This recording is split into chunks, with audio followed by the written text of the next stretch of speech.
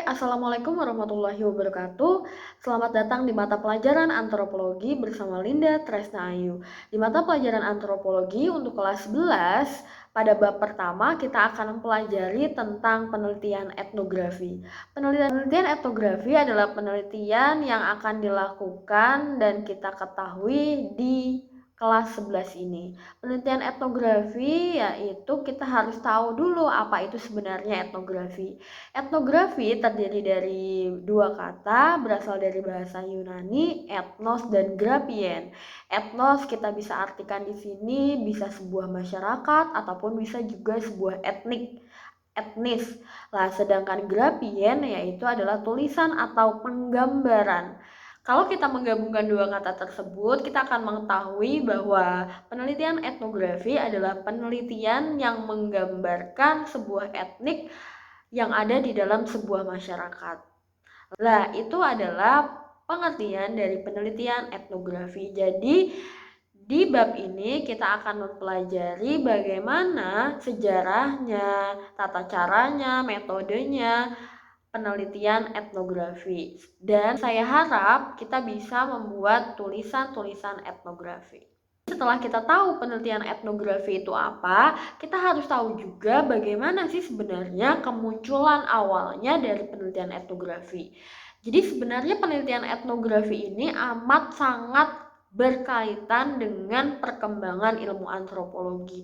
Jadi kalau misalkan kita tahu di kelas sebelumnya, di kelas 10 kita sudah tahu sejarah ilmu antropologi. Jadi sebenarnya penelitian etnografi itu sama dengan perkembangan ilmu antropologi.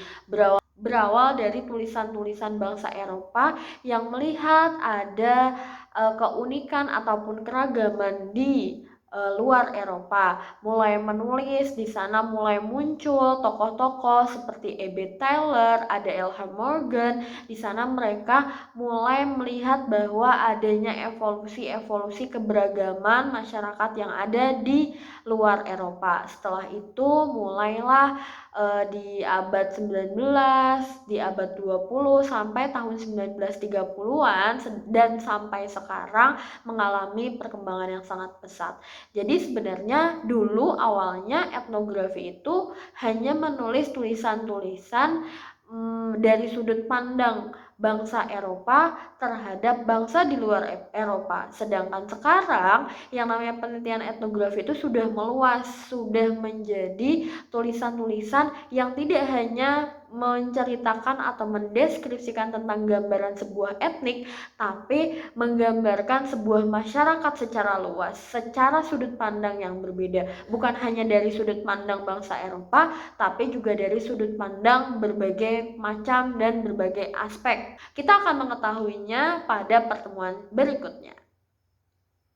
Kalau kita sudah tahu bahwa penelitian etnografi berkaitan erat dengan yang namanya ilmu antropologi. Lah, sekarang kita akan beralih kepada yang namanya tipe-tipe ataupun jenis dari penelitian etnografi. Sekarang sebenarnya penelitian etnografi itu dibagi menjadi amat sangat banyak tipe.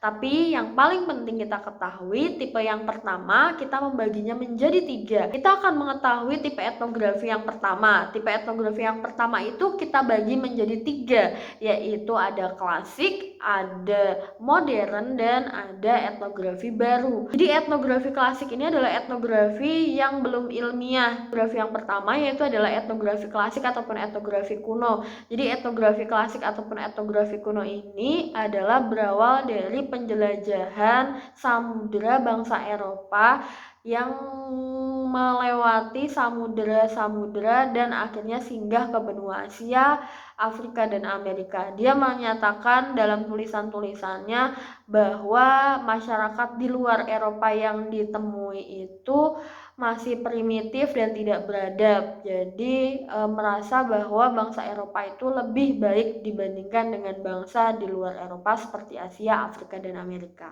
Kedua adalah etnografi modern. Etnografi modern ini dikembangkan atau dipopulerkan oleh dua orang tokoh yaitu Bronisław Malinowski dan Radcliffe Brown. Bronisław Malinowski dan Radcliffe Brown. Dua tokoh ini yang amat sangat berperan di dalam penelitian etnografi modern. Dalam penelitian etnografi modern ini, data sudah mulai dikumpulkan, sudah melakukan yang namanya penelitian lapangan atau fieldwork, dan mengalami tinggal di suatu tempat tersebut. Jadi bukan hanya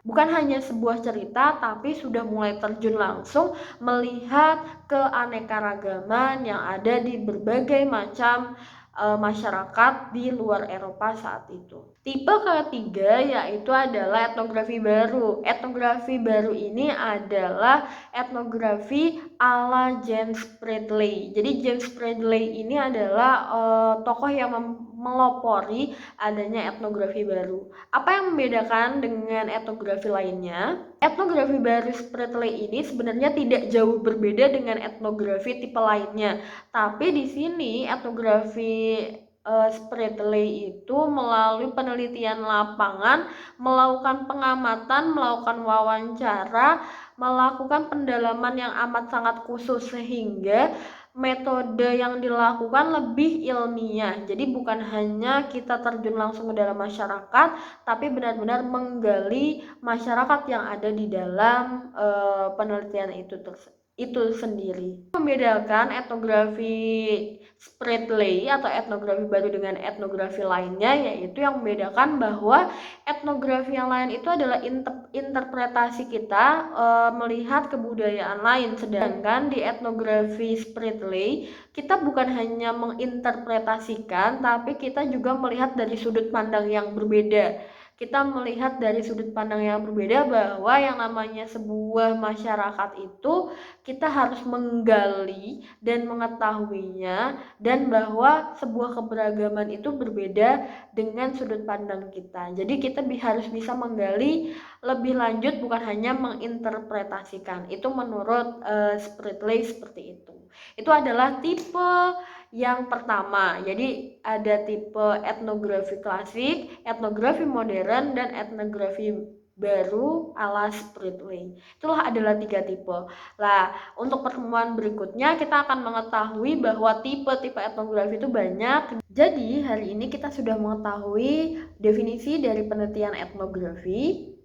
Lalu kita juga sudah tahu bagaimana kaitan eratnya etnografi dengan antropologi. Dan yang terakhir kita sudah mengetahui tipe yang pertama dari etnografi. Untuk hari ini cukup sekian, semoga bermanfaat. Assalamualaikum warahmatullahi wabarakatuh.